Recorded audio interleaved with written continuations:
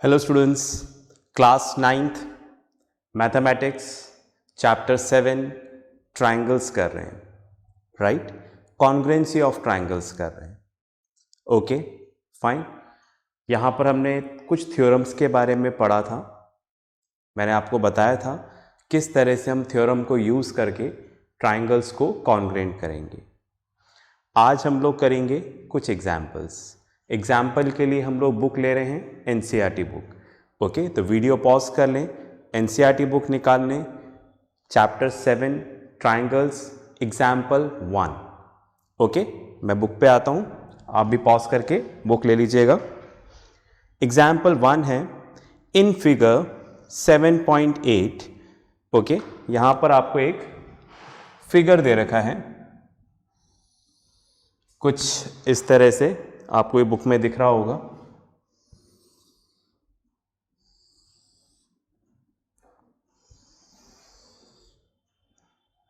Okay, इस तरह से एक फिगर आपको दे रखा है।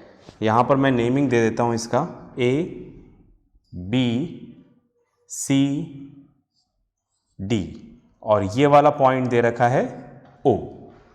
आगे पढ़ते हैं। In figure 7.A OA equals to OB।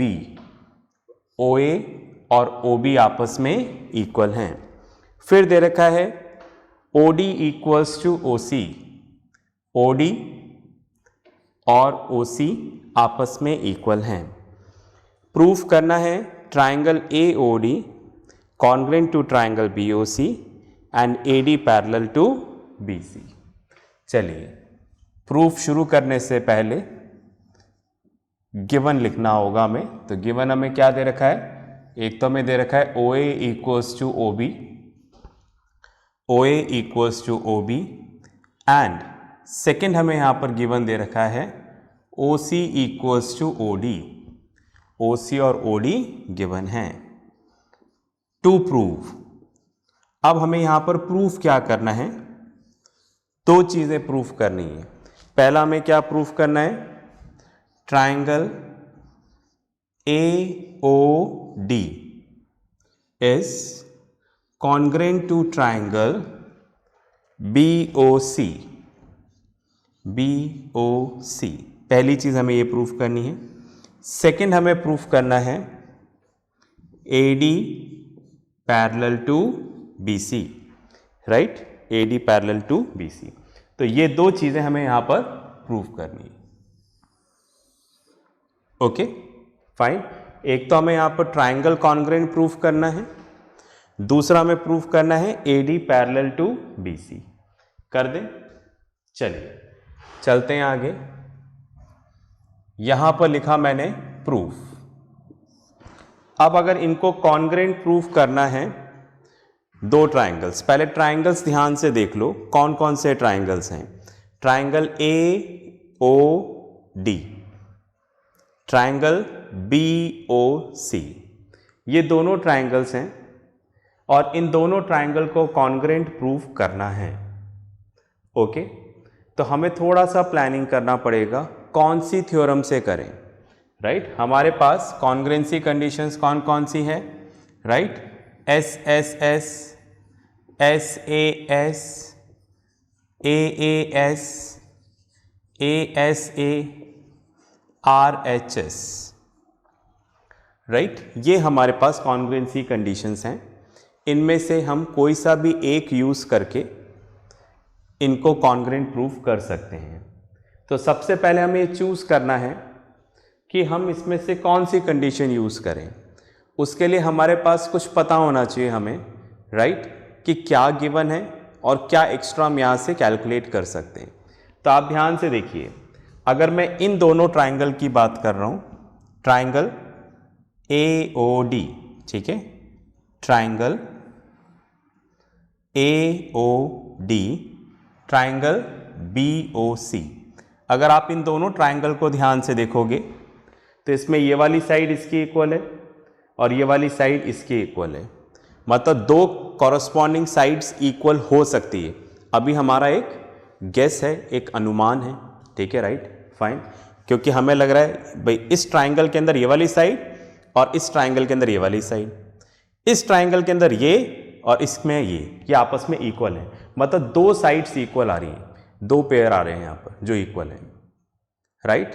फिर हमें यहां पर क्या चाहिए, सिर्फ दो साइड से तो काम चलेगा नहीं। जैसे आप देखो, अब हमें लग रहा है कि हमारे पास दो साइड्स हमें मिल रही हैं, तो दो साइड्स वाली कौन सी थ्योरम है, फर्स्ट एंड सेकेंड। बाकी तो इसमें क्या चाहिए, हमें एक एक साइड चाहिए, तो दो साइड मिल रही है हमें। अब आप देखो, अगर ये वाली थ्योरम लगानी है फर्स्ट वाली, तो एक और साइड इक्वल करनी पड़ेगी। तो क्या एक और साइड इक्वल है, नहीं है। अगर ये चूज करना है तो दो साइड तो है अपने पास इक्वल, एक एंगल इक्वल करना पड़ेगा। तो क्या एक एंगल इक्वल हो सकता है, आंसर इज यस। आप ध्यान से देखो, यहां पर ये वाला एंगल इसके इक्वल है, ओके। क्यों इक्वल है, हमने लाइन्स एंड एंगल्स में पढ़ा था, वर्टिकली अपोजिट एंगल्स, ठीक है, right, vertically opposite angles, okay fine. तो ये एंगल हमें दोनों में इक्वल मिल गया। तो अब हमें लग रहा है कि हम इसमें ये वाली कंडीशन यूज कर सकते हैं, ठीक है, राइट। देखते हैं यूज होती है नहीं होती, पर हमारे दिमाग में एक ऑप्शन है कि हमें ऐसे ऐसे इसको प्रूव करना है, ठीक है। हो पाएगा या नहीं चेक कर लेते हैं। चलिए भाई, तो मैंने यहां पर लिखा इन triangle AOD and triangle BOC, right. Triangle AOD and BOC दो ट्राइंगल हैं, मैं यहां पर बना देता हूं इसको अलग से, triangle AOD, right, triangle BOC, right, triangle AOD and triangle BOC। ये दो ट्राइंगल हैं जो हमें कॉन्ग्रुएंट प्रूव करने हैं, ओके। नाम मैंने AOD और BOC ही लिखा, क्यों, क्योंकि हमें यही प्रूव करना है, तो हम इसमें ऑर्डर चेंज नहीं कर सकते, ऐसा हमने पढ़ा था, ठीक है। चलिए, तो हमें क्या करना है, AOD is congruent to BOC prove करना है, ठीक है। नेमिंग इसी तरह से लिखा हुआ होना चाहिए।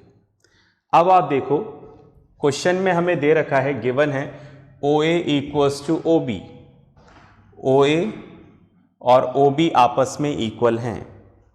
सिर्फ इक्वल होने से काम नहीं चलेगा, क्या ये कॉरस्पॉन्डिंग साइड्स हैं। कॉरस्पॉन्डिंग साइड्स के लिए आप यहां पर चेक करो, क्या इनकी पोजीशन सेम है, AO OB, क्या इनकी पोजीशन सेम है, यस। देखो फर्स्ट टू लेटर्स, तो ये दोनों कॉरस्पॉन्डिंग साइड्स है। मैंने आपको बताया था कॉरस्पॉन्डिंग साइड्स का किससे पता चलेगा, नाम लिखने के बाद, जो सेम पोजीशन पे होंगे वो कॉरस्पॉन्डिंग है। OD equals to OC, OD और OC आपस में इक्वल हैं। क्या यहां पर OD और OC कॉरस्पॉन्डिंग है, पोजीशन देख लेते हैं, लास्ट टू, बिल्कुल। क्या दोनों की पोजीशन सेम आ रही है, यस। तो ये कॉरस्पॉन्डिंग साइड्स हैं। तो दैट मीन्स हमारा सोचना सही था, दो कॉरस्पॉन्डिंग साइड्स इक्वल आ गई हैं। अब आप देखो, जैसे आप एक्चुअल फिगर तो यही है, तो ये वर्टिकली अपोजिट एंगल्स हैं, इसलिए आपस में इक्वल हैं। तो ये कौन सा एंगल है, एंगल AOD और BOC। क्या ये दोनों कॉरस्पॉन्डिंग एंगल्स हैं, पोजीशन चेक कर लेते हैं।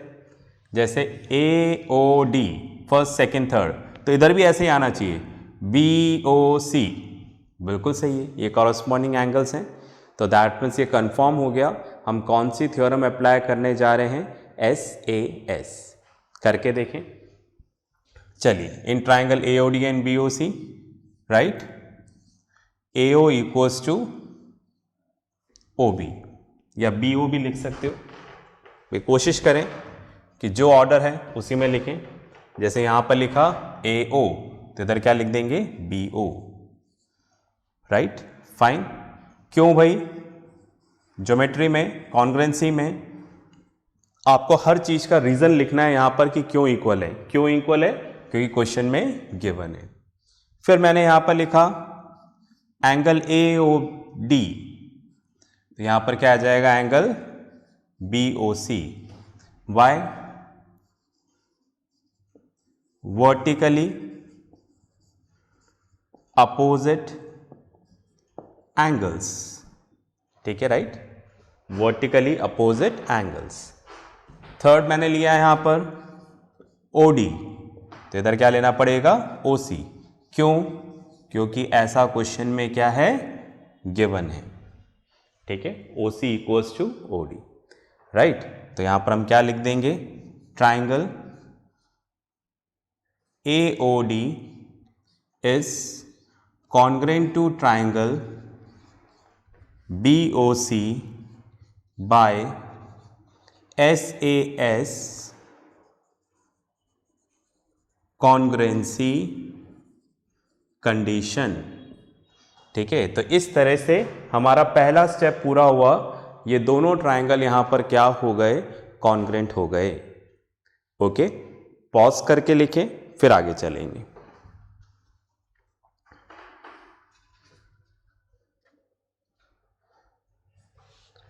चलिए भाई, लिख लिया होगा आपने। अब आप देखो, हमें यहां पर प्रूफ करना है AD और BC आपस में पैरेलल हैं, ठीक है। अगर दो लाइन को पैरेलल प्रूफ करना है, उसके लिए क्या कंडीशंस होती हैं, ये लाइंस और एंगल्स में मैंने बता दिया है। अगर नहीं पता है, ठीक है, फाइन, तो आपके पास वीडियो है, आप उसको चेक करें, राइट, फाइन। तो उसमें मैंने बता रखा है कि कैसे दो लाइन को हम पैरेलल प्रूफ करेंगे। ओके, चलिए इसको रब कर देता हूं मैं यहां पर। तो यहां पर क्या प्रूफ कर दिया? ये कॉन्ग्रुएंट है, ठीक है। अब मैंने आपको बोला था इन दोनों ट्राइंगल को कॉन्ग्रुएंट प्रूफ करने के लिए आपने तीन कंडीशंस इक्वल करी। फिर मैंने बताया था जो बाकी बची हुई साइड्स और एंगल्स हैं वो इक्वल हो जाएंगे, राइट, ऑटोमेटिकली इक्वल हो जाएंगे। Okay, fine. तो हम क्या लिखेंगे उसको यहां पर इस तरह से। तो तीन तो इक्वल कर दी थी हमने, कॉन्ग्रुएंट हो गया, तो बाकी पार्ट्स इक्वल हो जाएंगे। बाकी पार्ट्स क्या बचे हुए हैं? ये वाला एंगल, ये वाला एंगल और ये वाली साइड। ओके, तो मैं यहां से लिख सकता हूं एंगल OAD, OAD, तो यही ऑर्डर रखना पड़ेगा, OBC, एंगल OBC। उसी तरह से एंगल ODA, अगर मैं लेता हूं ODA, तो इधर क्या लेना पड़ेगा? Angle OCB, right. इधर अगर मैंने लिया AD, तो इधर क्या लेना पड़ेगा? BC। तो इसके आगे हम लिख देंगे CPCT।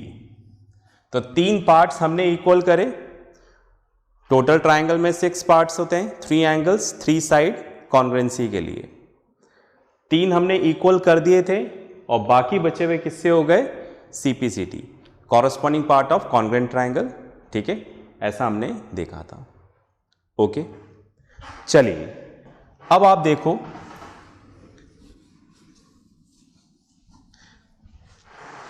यहां पर हमें प्रूफ करना है AD parallel to BC, AD parallel to BC, ठीक है, राइट, ये प्रूफ करना है। अब आप बाकी बची हुई सारी लिखो, ऐसा जरूरी नहीं है, जो आपके काम का है वो लिख लो, ठीक है, राइट। बाकी नहीं भी लिखोगे तो चलेगा, आप समझ रहे हैं ना। मैंने तीनों लिख दिया है, तो आप ऐसा मत सोचना हर बार कॉन्ग्रुएंसी के बाद ये तीनों बाकी बचे हुए सब लिखना जरूरी है, नहीं। जो आपके काम का है, जो है आपके काम का है, मतलब मुझे नेक्स्ट प्रूफ ये करना है, तो उसके लिए मुझे अगर कोई मदद मिल रही है तो वो मैं यहां पर लिख दूं बाय CPCT, ठीक है। तो तीनों लिखना जरूरी नहीं है, फिलहाल मैंने लिख दिया है, ठीक है। तो अब मुझे क्या प्रूफ करना है? AD parallel to BC। ठीक है, प्रूफ करें। चलिए, तो इसके लिए आप देखिएगा, मैंने इस तरह से लिखा, अगेन दोबारा लिख रहा हूं, angle OAD equals to angle OBC। ध्यान से देखिए, कौन से एंगल की बात कर रहे हैं?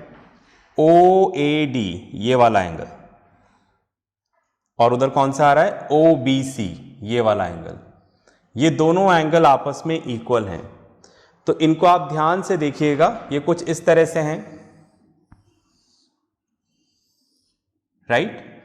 ये BC और ये AD, यहां पर पॉइंट बीच में O है। ओके, अब आप देखो OAD मतलब ये वाला एंगल किसके इक्वल है? OBC। ऐसा हम ऊपर प्रूफ कर चुके हैं, CPCT से आ गया था। अब आप इन एंगल्स की तरफ ध्यान से देखो, ये कैसे एंगल बन रहे हैं?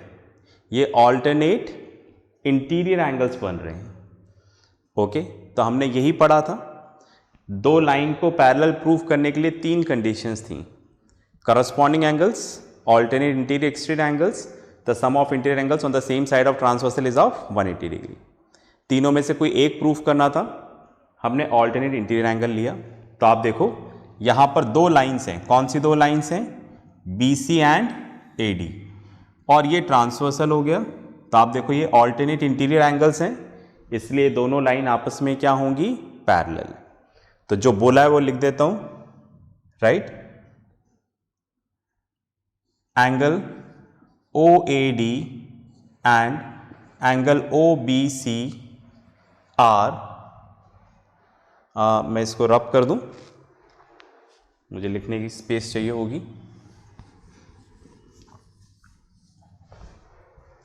तो आप देखिएगा यहां पे भी दिख रहा है ये, ठीक है? Angle OAD and OBC are alternate interior angles with lines AD and BC and transversal AB and are also equal, right? तो मैंने क्या लिखा? ये एंगल और ये एंगल, ये ठीक है ऑल्टरनेट इंटीरियर एंगल्स है। किस लाइन के लिए? AD एंड BC और ट्रांसवर्सल AB के लिए, और ये इक्वल भी हैं। अगर ऐसा होता है तो ध्यान रखिएगा, जो लाइंस आपने ली हैं AD और BC, वो आपस में क्या हो जाएंगी? Parallel. AD parallel to BC, यही हमें यहां पर प्रूफ करना था।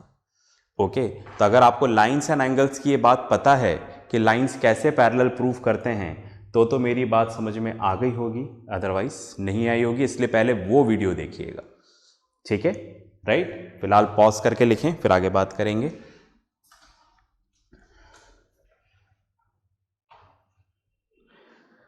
चलिए, आपने लिख लिया होगा, फाइन। तो इजी क्वेश्चन था, फिर भी मैंने एक्सप्लेन करने की कोशिश करी, आपको अच्छे से बताया, प्रेजेंटेशन बताया कि आपको किस तरह से करना है। ठीक है, राइट? तो आज की क्लास में इतना ही रखेंगे। ओके, नेक्स्ट क्लास में, राइट, नेक्स्ट क्वेश्चन के साथ मिलेंगे।